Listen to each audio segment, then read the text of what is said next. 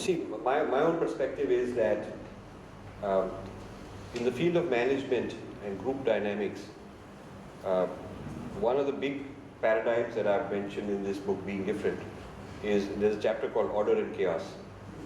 And in that I described self-governing, decentralized systems, which I think is a very Indian concept, rather than centralized organizations. Central management versus decentral management is a comparison I'm doing. You should read that. And I'm showing how the traditional Indian approach has been highly decentralized down to the village level, with no central authority sort of overseeing and dictating and commanding, whereas the Western system has been very command and control, centralized approach. There are some benefits to each. And there are areas where I would rather have some very orderly, disciplined, centrally governed thing. And there are areas where I would rather have more creativity and decentralization and not have a single point of failure.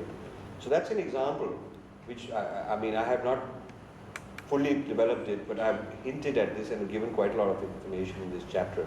I think there's a lot of potential for that. Some of the people in my discussion group have actually taken this forward and turned it into some game theory model and economic model and ethics model. There are some people who've done that, the nationals. Yeah. Has anyone proved as to why India used to support a decentralized model? That is what the thesis is. That is what this book is writing about. What is the philosophical origin of this decentralization? And why it's not a coincidence, it's very much part of this. The whole Indian civilization is built on this. Why it is so, the texts are like that, the stories are like that.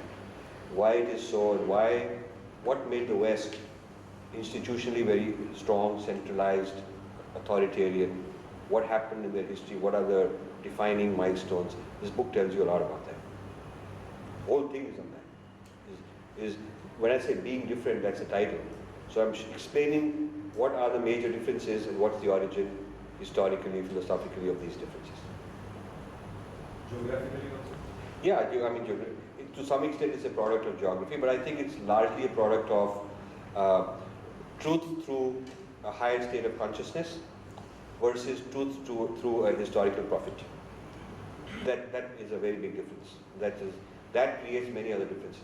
Because when history is is fixed, absolute, unique, it happened once, never happened again, and that is your criteria, then you will have a very big institutional mechanism to enforce it and standardize it. The idea of standardizing it, the idea of making sure everybody is in compliance with it.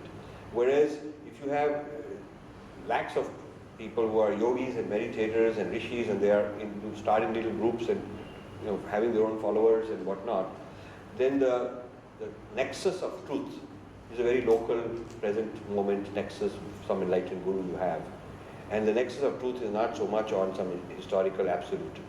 So this creates a decentralization. This encourages a self-governing, smaller, decentralized authorities. And this has never been tolerated in any of the Abrahamic religions. They've never tolerated the idea of living masters who can supersede, who can tell you the highest truth. They've always wanted that the truth comes from one institutional source, and that institutional source has a historical document as its claim. So there's a big difference like that. Any organizational societal model we can look at which have followed some of these values and are staying, surviving, can represent a kind of alternative model? Yes. I see the societal organizational model. You have to look at. You have to do a study on the jati structure, and you should do a study on jati structure because the jatis have very decentralized, self-governed, own rules, and not a sort of a standard thing for all of the country or anything.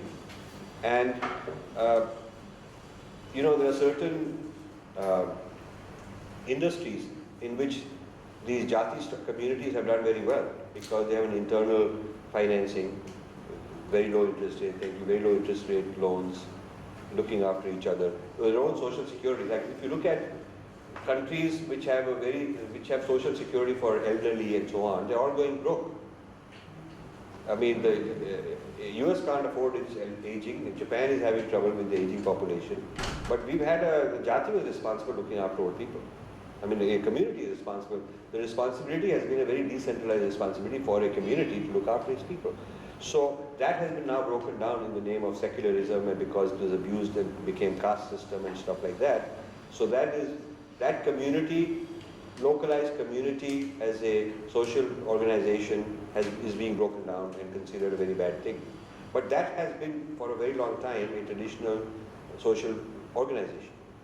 And yes, it can be abused, it can turn into caste, and it can have negative things, but it can also, it's not necessarily the case all the time. And it has also functioned very well. Like in the US, most hotels are owned by Patels. So this Patel Jati is very successful in using their Jati structure and what they do for each other. How anyone who's a Patel who lands in the US will get a hotel within a month. And they all get together, pitch in money, everybody makes something out of it, It's like collectively how to take over. It's almost like a cartel. And you go to Ludhiana, they own most of the exports of garment underwears, textile. It's all one or two jatis that own this they've been doing this for a long time. The person who's written a lot on this is this guy, the IIM Bangalore, what's his name? Vaidyanathan. Vaidyanathan has written a lot on this. He and I talk a lot about this. Huh? Any business operation? Well, I looked at Kumbh Mela as a model. It's not a business organization, but Kumbh Mela is a very decentralized. There's no event manager. There's no, nobody in charge. There's no sort of headquarters that makes things happen. And people just astronomically figure out that okay, I'll go there. And they go there and they do whatever they want. They do. They organize. It's self-organized, So when you look at ant colonies, you look at locusts, billions of them. You look at these migrating birds. There are things in nature that are highly decentralized, organized. These things have a pattern. There's collective intelligence, but you can't figure out there's a commander who's made some rules for everybody. It's very interesting, and almost like there's a certain level of consciousness which is beyond the individual consciousness. So it's almost like there's some kind of a collective consciousness that these guys have that's sort of guiding them. So I think we've had a tradition where a lot of value was placed on transcending this individuality to some kind of a collective higher level and maybe getting some guidance from there. And what is the origin of it? I think the origin of, if you have a community of highly developed, highly evolved yogis, they'll be self-organized. Very difficult to, it'll have a problem with an authoritarian, like physically, if you turn it into a military drill, then that's not yoga. So there's a difference between a highly institutionalized, authoritarian, top-down structure, which is the church model. And that has to do with what I call history-centrism. In this book, there's a huge amount on history-centrism versus Adhyatma Vidya as your access to truth. The Adhyatma Vidya requires the yoga to access truth. It's there. And history-centrism says that it's not there in you. You are a sinner, you've fallen, you have no capability, and your access to truth is through an event happened in history which will never happen again. So that is so unique, so hard in the Abrahamic religions, so deeply ingrained, and that also makes them exclusive. Because history tends to be exclusive. If your historical claim, see, if Newton's experiment were history-centric, that means we can never reproduce them. We can never validate them again. Then the whole study of Newtonian physics would be a study of the history of what happened. Some institution would have a data, they would control, this is what happened, these are the data. We'd have to blind faith believe in it. Because we cannot validate it, we cannot do anything like that here.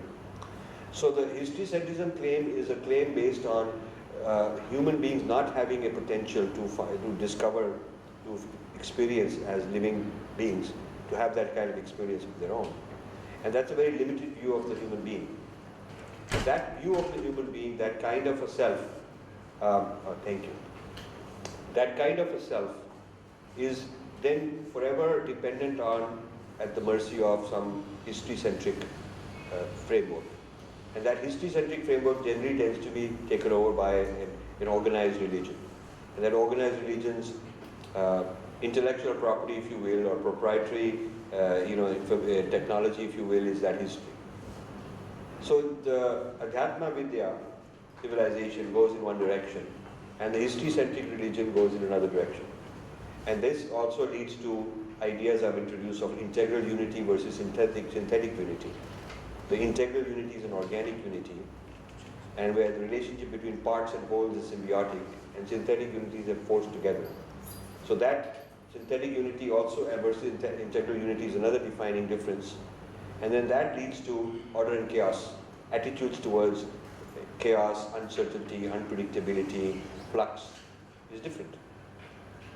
So all of these are the points I'm explaining in this book.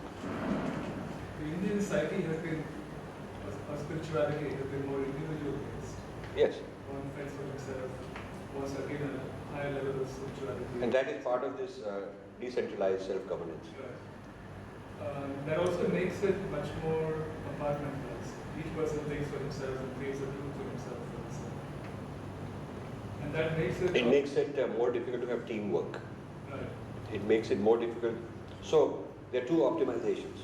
You optimize the collective, and you sub-optimize the self-governance, the ability to think for yourself, to make decisions for yourself, to be out there, improvise. So Indian music is improvisation, right? There's no conductor telling everybody to do this. We're improvising. So the Western music is not like that. So there are strengths both ways. Right.